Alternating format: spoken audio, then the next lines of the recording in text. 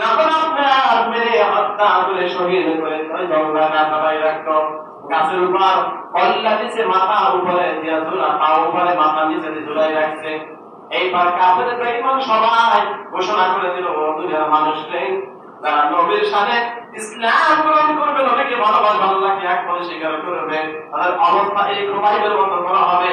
এই খুবাইবকে যেমন করে জবাই দিয়ে ঝুলাই রেখেছি, যারা নবীর কাছে যাবে, যারা নবীর কাছে যাবে তাদেরকে এভাবে জবাই করে আকাশে মাথা দিয়ে পাও মাথাতে পাও উপরে দিয়া কল্লা নিচে দিয়ে ঝুলাই রাখা হবে।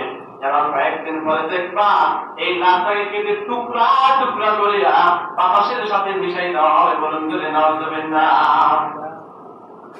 কাফের বেঈমান বলতেছে, যারা ইসলাম গ্রহণ করবে, যারা নবীর কাছে যাবে, যারা আল্লাহকে ক্বালু লা ইলাহা ইল্লাল্লাহ, যারা বলবে আল্লাহ এক, আল্লাহ কোনো শরীক নাই, আমাদের কথা ধর্মগ্রহণ মানবে না, তাদেরকে এই খুবাইবের যে পরিণাম হয়েছে তার চেয়ে কঠিন পরিণাম আমরা কাফের বেঈমানদেরকে করে রাখবো। বলুন যদি নাউযুবিল্লাহ। এখন আপনার নবীর কাছে খবর গেছে, ইয়া রাসূলুল্লাহ, ইয়া হাবিবাল্লাহ, যেই খুবাইবকে জবাই করে শহীদ করে দেওয়া হয়েছে তার কথা কান্ত নয়। আজকে রাতে রাখি খুবাইবের শরীরটাকে কেটে টুকরা টুকরা করে জল্লায় বাহারাই দেবে, তার শরীরের সাথে এত সুন্দর জান্নাতি দেহটার সাথে তারা বেয়াদবি করবে। হুজুর, এত মান্য করা যায় না, সহ্য হয় না, এটা সহ্য করতে পারি না। আল্লাহ নবী বলতেছেন, ও সাহাবীরা, আমার খুবাইবকে তারা শহীদ করে ঝুলায়া রেখেছে, এটা বড় বড় কথা, কিন্তু এই খুবাইবের সাথে আর কোনো বেয়াদবি আমি রাসূল সহ্য করতে দেব না। বলুন সুবহানাল্লাহ। এই খুবাইবকে তারা জবাই দেবে, আবার জবাই দিয়েছে, মেরে ফেলেছি, আবার একে টুকরা টুকরা করবে, গায়ে জুতার মালা ভরে দেবে, বিভিন্ন অন্যায় তার সাথে করবে। এই লাশের সাথে সেটা আমি নবী মানতে পারবো না। কে আসো, কে আসো, কে আসো, এই খুবাইবের লাশটাকে হাজার হাজার কাফের বেঈমানদের হাত থেকে কে ওই লাশটাকে রক্ষা করে নিয়ে আসবা। বলুন সুবহানাল্লাহ। অনেক সাহাবী কেউ সাহস পায় না, কারো ভাই সেই শক্তি পরিমাণ নাই, শর্তে শর্তে কাফের বেঈমান গ্রাম করে রেখেছে। খুবাইবকে যেন লাশ না নিতে পারে, এই খুবাইবকে জবাই করা হয়েছে এবং তার গায়ে গলার জুতার মালা পরাই দেবে এবং তাকে ছন্ন বিচ্ছিন্ন করে দেওয়া হবে, তার শরীরটাকে টুকরা টুকরা করে দেওয়া হবে। এমন সাহাবীকে যখন বলতেছি, সমস্ত সাহাবী রাসূলুল্লাহ, ইয়া হাবিবাল্লাহ, এটা সম্ভব নয়। হাজার হাজার শর্তে সাথে কাফের বেঈমান খুবাইবের লাশের পাশে ঘেরাও করে রেখেছে। বলুন জোরে নাউযুবিল্লাহ। নবী কারীম সাল্লাল্লাহু আলাইহি ওয়াসাল্লাম এক নয়, দুই নয়, তিন বার প্রথমে দাঁড়িয়ে দিল, ও সাহাবীরা রে, আমার খুবাইবকে তারা লজ্জা দিবে, বরকত দিবে। যত তাকে শহীদ করা হয়েছে আবার তাকে কেটে টুকরা টুকরা করবে। ওকে আসো, আমার খুবাইবকে নিয়ে আসো, আমার খুবাইবের লাশটা আমার কাছে নিয়ে যাও, আমি সুন্দর করে সসম্মানে উযু গোসল করে জান্নাতি মানুষটাকে জান্নাতি গায়ে আমি দাফন করব। বলুন সুবহানাল্লাহ। মুসলমানদের যে আপনার দাফন করার ব্যবস্থাটা কত সুন্দর লাগে, আমরা ধরি আস্তে আস্তে, ব্যথা না লাগে। আর কাফের বেঈমানরা মারা গেলে পুরাই সরকার করে দেয়, খাড়া করে গোস্তিতে গুটিয়ে নিচে বলে দেয়।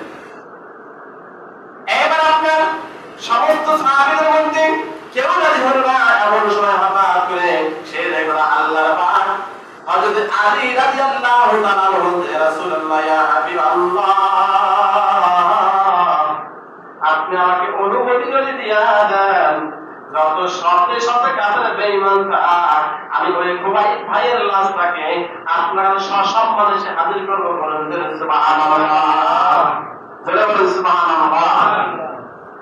এই সময় আল্লাহ নবী করিম সাল্লাল্লাহু আলাইহি ওয়াসাল্লাম আপনার কালিমার পতাকা হযরত আলী রাদিয়াল্লাহু তাআলা এর মাথায় বেঁধে দোয়া করেছে, বলে যাও যাও যাও যাও, তাড়াতাড়ি যাও, আমার খুবাইবের লাশটাকে তাড়াতাড়ি নিয়ে আসো। আল্লাহ নবীর সাহাবী হযরত আলী রাদিয়াল্লাহু তাআলা আনহু মুরসাওয়াবে এমন জোরে দৌড় মারা শুরু করেছে, বলতেছে সাহাবীরা, ও আলী, আমরা তোমার সাথে যাব। বলতেছে, না না না না, এই দায়িত্ব রাসূল আমাকে নিজেকে দিয়েছে, এই দায়িত্ব আমি আলী নিজে পালন করব, আমার দ্বারা কারো সাহায্যকারী লাগবে না। বলুন সুবহানাল্লাহ। হযরত আলী রাদিয়াল্লাহু তাআলা আনহু এরা বলতে, তাদের যে শক্তি আমাদের যে শক্তি, আমরা একটা ঘোষা বললে পরে যাই, আমরা নামাজ পড়তে পারে শক্তি নাই, আমরা জহুর করে গায়ে শক্তি নাই, নাই, আসর পড়লে গায়ে শক্তি নাই, মাগরিব পড়লে গায়ের মধ্যে কোনো শক্তি নাই, এশা পড়লে গায়ের মধ্যে শক্তি নাই, রাত্রে ঘুমায় ফজরে ঘুমায়, ফজর নামাজ পড়লে গায়ে প্রচন্ড দুর্বল শক্তি নাই, অথচ তারা নামাজ পড়েছে, আল্লাহর কাজ করেছে, কিন্তু গায়ে শক্তি প্রচন্ড ছিল। এই শক্তি একমাত্র আল্লাহ থেকে এসেছে, বলুন সুবহানাল্লাহ। হযরত আলী রাদিয়াল্লাহু তাআলা আনহু যাইতে যাইতে দেখতেছে, দূর থেকে তাকায় দেখতেছে, সাথে সাথে ফেরাউন সাথে সাথে কাফের বেঈমানেরা ওই খোবাইবের লাশটাকে ঘিরে বসে আছে। এখন কি করবে? হঠাৎ করে যখন তারা তন্দ্রা গেছে, ঘুমিয়ে পড়েছে, এমন সময় হযরত আলী রাদিয়াল্লাহু তাআলা আনহু ওই গাছের মধ্যে উপরে লাফ দিয়ে ওখানে গাছের উপরে গিয়ে লাশটাকে খুলিয়া এই বুকের সাথে বাঁধছে। বলেন কার সাথে? ওই এত বড় লাশ, সেই লম্বা সাহাবী ছিল বুকের সাথে বাঁধিয়া তারপরে ঘোড়ায় বসছে। একটা ঘোড়ায় কি শক্তি ছিল চিন্তা করেন। আলী রাদিয়াল্লাহু তাআলা আনহু সে বসা, একটা লাশ সাহাবী সেটা বসা, তাহলে ঘোড়ায় কি করে শক্তি আছে? ঘোড়ার শরীরে আল্লাহ তাআলা ওই সময় ওই শক্তি দিয়েছে, সুবহানাল্লাহ। এমন সময় এই বুকের সাথে একটা লাল পান্তা, এটা যেন কথা নয়, একটা খাটিয়ে ধরতে পারে ৭-৮ লোক লাগে, একটু লম্বা বড় বলে একটা করে ভালো দুর্বল ধরতে পারে না। একটা বড় লম্বা মানুষকে এই বুকের উপরে একটা ব্যাগ, স্কুল ব্যাগ দিয়েছে, এমন সময় এসে ধরে ঘোড় সওয়ার দিয়েছে, ঘোড়া তাড়াতাড়ি চল। তাহলে কি পরিমাণ শক্তি থাকা লাগে? এই শক্তি একমাত্র আল্লাহকে বিশ্বাস করছে বিধায় আল্লাহ তাআলা তার অন্তরে ঢেলে দিয়েছে, বলুন সুবহানাল্লাহ। আপনার আল্লাহকে বিশ্বাস করি আমি আর কথা বলতে পারি না। আমাদের আল্লাহ খাওয়ায়, আল্লাহ পালে, এই বিশ্বাস নাই, এই অন্তরে সেই শক্তি নাই বিধায় আমরা রাত্রে ঘুমাই কথা বলতে পারি না। কারণ শক্তি থাকা লাগবে গায়ে, আপনারা কোনো কিছু করতে পারবেন না। গায়ে শক্তি নাই, নামাজ হবে না, রোজা হবে না, খাওয়া হবে না, পড়া হবে না, বাচ্চা বলে দিতেও পারো না, তোমার কথা বলবেন কি? গায়ে শক্তি আগে থাকা লাগবে, তারপরে নামাজ, তারপরে রোজা, তারপরে সব থেকে রাজকাজ। কিন্তু সেই শক্তি অন্তরাত্মা ভরে গেছে। এইবার আমরা শুনে খুশি হবে, হযরত আলী রাদিয়াল্লাহু তাআলা আনহু বুকের সাথে সুন্দর করে বেঁধে রাস্তাকে, তারপরে ঘোড়া চড়তে দৌড়তে ঘোড়া এইবার দৌড়টা শুরু করছে। তারপরে যে ঘোড়া দৌড়তে শুরু করছে, কাফেরদের মুক্তি লাগে দেখে ঘোড়াবে নাচ নাই।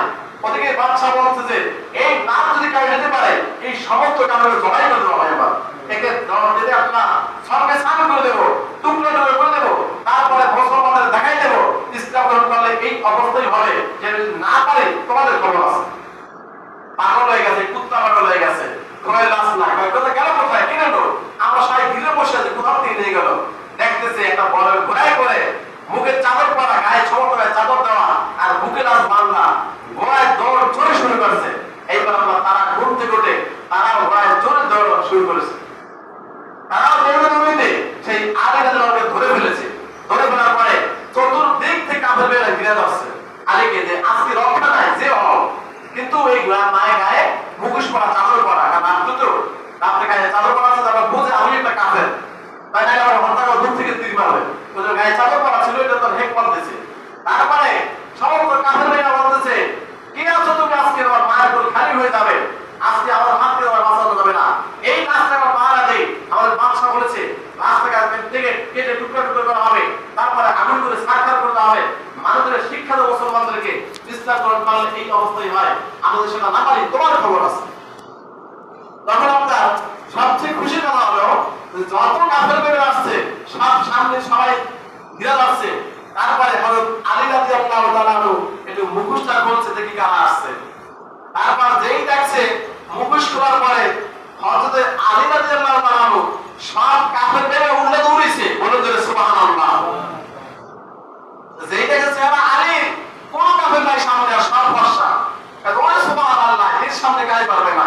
যে যুদ্ধে গেলে 1 লাখ 2 লাখ 1000 কি হাজার সাথে সাথে পশুদের মতো কল্লাকারে গিয়ে আপনাকে একটা লাশ কান্দে ঝুলানো, আমার হাতে তরবারি ঘোড়া সওয়ার করে, এর প্রচন্ড শক্তি একে নিয়ে সম্ভব নয়, সে চলে যায়। এইবার আপনার সেই আলী রাদিয়াল্লাহু সসম্মানে আল্লাহ নবীর কাছে সেই খুবাইব রাদিয়াল্লাহু তাআলার নাস্তাকে দিয়েছে, বলেন যে সুবহানাল্লাহ। এই কথা বলছি এই জন্যই তাদের প্রচন্ড শক্তি ছিল, অথবা ইসলাম গ্রহণ করে জবাই করেছে, কলিজাকে সারখার করেছে। আসলে আমাদেরকে আল্লাহ তাআলা মাফ করে আর মাফ করবে, আর ভালোবাসে আর ভালোবাসবে। কারণ কি জানেন, আমাদেরকে আল্লাহ নবী দোয়া করেছে বিদায় আজকে আমরা গুনাহ করি, তাও চোখ ভালো, গুনাহ করি হাত দুটো ভালো, গুনাহ করি পাওয়া ভালো, ক্লিন শেভ করি গালের সুন্দর আলো ধরে, গাল্লা সুন্দর আছে, নামাজ